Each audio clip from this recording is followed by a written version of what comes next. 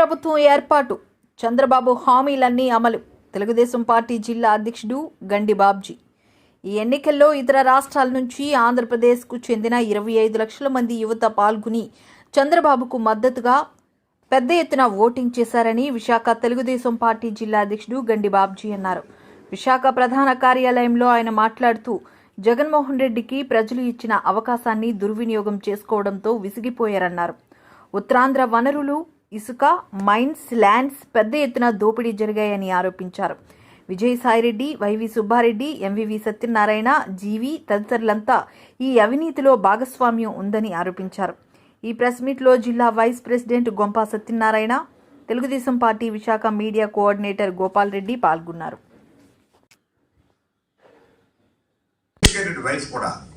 ఆ రోజు ఎలక్షన్ కమిషన్తో కుప్పంలో ఉన్న ఎలక్షన్ కమిషన్తో నేను ఎవరో అనుకున్నా.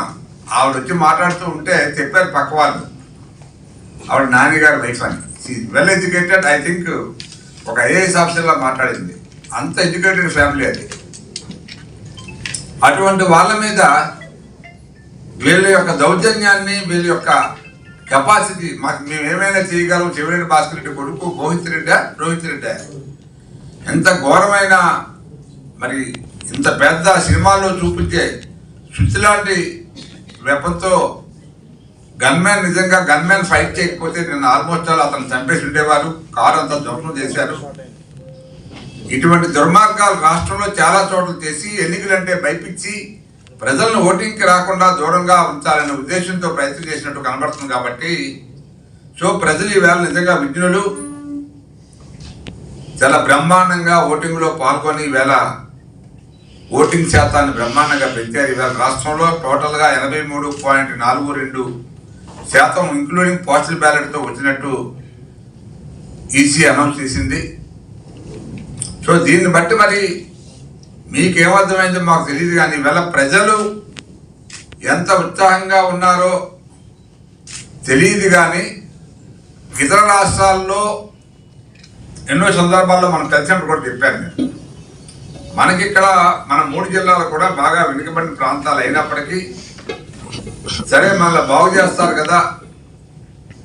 జగన్ అనే వారికి చాలా డబ్బు ఉంది, వాళ్ళ నాన్న దగ్గర నుంచి 3 డబ్బు సంపాదించాడు, డబ్బు కోసం కక్కుతి పడడు అనే ఉద్దేశంతో చాలా మంది ప్రజలు ఆ వేళ అవకాశం ఇస్తే ఆ అవకాశాన్ని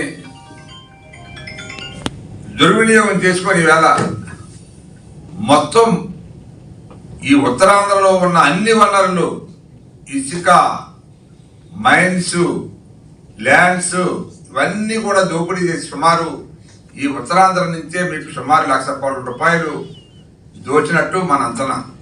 వాళ్ళ బృందం అంతా కూడా విజయసాయిరెడ్డి, సుబ్బారెడ్డి, ఎంవివి, ఆ జీవి వీళ్ళందరూ కూడా లెక్కలు వేసుకుంటే సుమారు ఈ ఆస్తులన్నీ కూడా 1,00,000 కోట్లు వస్తాయి. ఎవడబ్బ సొమ్మండీలు ఉత్తరాంధ్ర నుంచి పట్టుకుపోవడానికి. డెఫినెట్గా దీనికి తగిన పరిష్కారం చూసి వాళ్ళకి బుద్ధి చెప్తా. రేపు డెఫినెట్గా మేము రేపు 4వ తారీఖు రిజల్ట్లో ప్రభుత్వం వస్తుంది. బహుశా మా వాళ్ళు కూడా డేట్ అంటున్నారు 9వ తారీఖున, జూన్ 9వ తారీఖున చంద్రబాబు నాయుడు గారు ప్రమాణంగా చేస్తారు.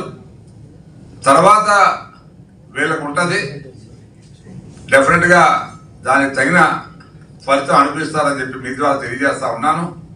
ముఖ్యంగా ఈ ఉత్తరాంధ్రలో ఉన్న ప్రజలకు, విశాఖ జిల్లాలో ఉన్న ప్రజలకు, రాష్ట్రంలో ఉన్న ప్రజలకు మా పార్టీ తరఫున, మా తరఫున ధన్యవాదాలు తెలియజేసుకుంటున్నాం. బ్రహ్మాండంగా ఓటింగ్లో పాల్గొని మాకు ఒక ఉత్సాహాన్ని ఇచ్చారు. ఈ రాష్ట్రానికి ఒక ఫ్యూచర్ కూడా ఇవ్వబోతా ఉన్నారని చెప్పి మేము అనుకుంటున్నాం. అందువల్ల మరొకసారి మీ మిత్రులకు, ప్రెస్ మిత్రులకు అందరికీ కూడా మాకు సహకరించినందుకు మీకు కూడా ధన్యవాదాలు తెలియజేసుకుంటూ, మీకు 3వ తారీఖున బహుశా మీకు పోల్ వస్తుంది అనుకుంటున్నాం. పోల్ 3 or 2 వస్తుంది, ఎగ్జిట్ పోల్. 2వ తారీఖు రాత్రి వస్తుందా? ఇప్పటికీ కొన్ని యూట్యూబ్స్లో మరి ఇవి ఒక రకరకాల ఒపీనియన్స్ వస్తున్నాయి కదా. ఎట్లా ఇస్తున్నారు ఇవి? వచ్చా మరి ఇవి యూట్యూబ్ని బ్యాన్ చేయడానికి లేదా? ఎక్కువ శాతం టీడీపీకి 105 నుంచి 120 వరకు వస్తాయని చెప్పి ఈ యూట్యూబ్ ఛానల్స్, చాలా ఛానల్స్లో కూడా చూస్తున్నాం. దాంట్లో కూడా అన్ని టీవీలు ఏవైతే మన ఢిల్లీ నుంచి ఆంధ్రప్రదేశ్ వరకు ఉన్న టీవీలు ఏవైతే ఉన్నాయో అన్ని టీవీలు కూడా ఒకే ఒక టీవీ, అదేదో టీవీ చెప్పింది తప్పితే మిగతా టీవీలన్నీ కూడా టీడీపీ ఉమ్మడి పార్టీలు ప్రభుత్వాన్ని ఏర్పాటు చేస్తాయని క్లీన్గా వాళ్ళు ఒక ఒపీనియన్ ఇచ్చారు. డెఫినెట్గా అది జరగబోతుందని చెప్పి రాష్ట్రంలో మేము నమ్ముతున్నాం. ఇక పరిపాలన అనేది మీ అందరికీ తెలుసు. చంద్రబాబు నాయుడు గారు ముఖ్యమంత్రి అయితే ఈ రాష్ట్రంలో ఏవైతే హామీలు ఇచ్చామో అవి తప్పకుండా అన్ని అమలు చేస్తామని చెప్పి మరొకసారి మీ ద్వారా ప్రజలకు తెలియజేస్తూ, మరొకసారి మీకు ప్రజలకు కూడా ధన్యవాదాలు తెలియజేసుకుంటున్నాం. మాకు సహకరించినందుకు తెలియజేసుకుంటూ వెళ్తున్నాం.